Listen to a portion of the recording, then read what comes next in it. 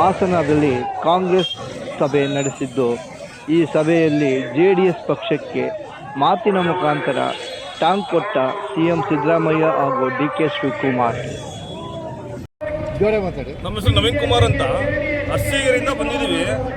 ಏನು ಜನ ಅಂದರೆ ಜನ ಕಂಡ್ರೆ ಇವತ್ತಿನ ಲೆಕ್ಕಾಚಾರ ಒಂದು ನಮ್ಮ ಕಾಂಗ್ರೆಸ್ ಪಾರ್ಟಿ ಈ ಮಟ್ಟಕ್ಕೆ ಹಾಸನದಲ್ಲೇ ಬೆಳೆಯುತ್ತೆ ಅಂತ ನಾವು ಅಂದ್ಕೊಂಡಿರಲಿಲ್ಲ. ಇದು ಸಿದ್ದರಾಮಯ್ಯನವರ ನಮ್ಮ ಗ್ಯಾರಂಟಿ ಯೋಜನೆಗಳು, 5 ಗ್ಯಾರಂಟಿ ಯೋಜನೆಗಳಿಂದ ಇವತ್ತು ಜನ ಅಷ್ಟು ಆಶೀರ್ವಾದದಿಂದ ಇವತ್ತು ಇಷ್ಟು ಜನ ಸೇರಿದೆ. ಇದೇ ಥರನೇ ಗ್ಯಾರಂಟಿ ಯೋಜನೆ ಮುಂದುವರ್ಸ್ಕೊಂಡು ಹೋಗಲಿ ಅಂತ ನಾವು ಹೇಳಬಲ್ಲೆ. ಈ ಸಮಾವೇಶದ ಉದ್ದೇಶ ಏನು ಸರ್? ಈ ಸಮಾವೇಶದ್ದು ಹಾಸನದಲ್ಲಿ ಕಾಂಗ್ರೆಸ್ಸೇ ಇರಲಿಲ್ಲ. ಇವತ್ತು ಹಾಸನದಲ್ಲಿ ಕಾಂಗ್ರೆಸ್ ಅಂತ ಬಂದಿದೆ. ಅದಕ್ಕೆ ಈ ಸಮಾವೇಶ ಇನ್ನೂ ಇದೇ ಥರ ಉಳಿಲಿ ಅಂತ.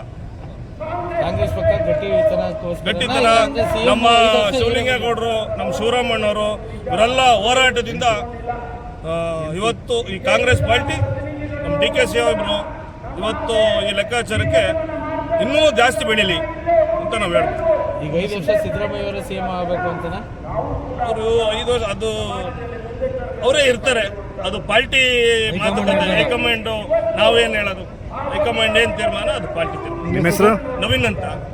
ಕಾರ್ಯಕ್ರಮದ ಯಶಸ್ಸಿಗೆ ಶ್ರಮಿಸಿರ್ತಕ್ಕಂಥ ಎಲ್ಲ ಮುಖಂಡರುಗಳು, ಹಿರಿಯರು, ಕಿರಿಯರು ಮತ್ತು ನಾವು ವಿಶೇಷವಾಗಿ ನಮ್ಮ ಹಾಸನ ಜಿಲ್ಲೆಯ ಎಲ್ಲ ಮುಖಂಡರುಗಳು, ಲೋಕಸಭಾ ಸದಸ್ಯರ ನೇತೃತ್ವದಲ್ಲಿ ಎಲ್ಲ ಕಾರ್ಯಕ್ರಮ ಯಶಸ್ವಿಯಾಗಿದೆ. ಯಶಸ್ವಿಯಾಗಿರ್ತಕ್ಕಂಥ ಎಲ್ಲರೂ ಕೂಡ ಅಭಿನಂದನೆ ಸಲ್ಲಿಸ್ತೀವಿ.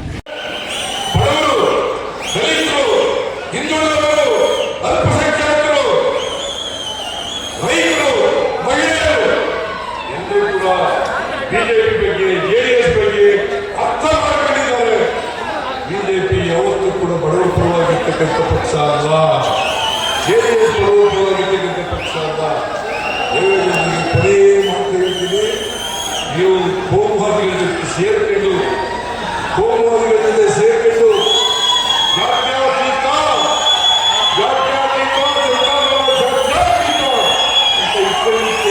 ಯಾವುದೇ ಲೈಂಗಿಕ ಹಕ್ಕಿಗಳನ್ನು ಇರ್ತಕ್ಕಂಥ ಮಾತುಗಳನ್ನು ಹೇಳಿ ಇವತ್ತು ಇಷ್ಟೊಂದು ದೊಡ್ಡ ಸಂಖ್ಯೆಯಲ್ಲಿ ಬೆಳೆದಿರ್ತಕ್ಕಂಥ